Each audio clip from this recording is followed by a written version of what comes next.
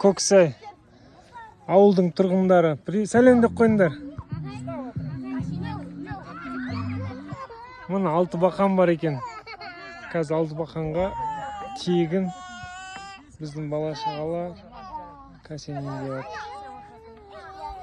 Ана жақта киіз мінекей.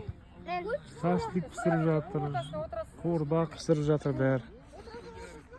Доп ойнайды, мінекей. Нағыз демалыс орталығы. Тараздан бір жарым сағаттық жер ғой. Өте керемет жер. Я балалар? Я. Әне. Күнде келесіңдер ма? Я. Әне, күнде кеп үш жерге кеп демалады. Біз 10 күнде баламыз. 10 күнде кеп тұрады екен. Я. Молодец. Мінекей. Әне. Сәлем деп қойыңдар.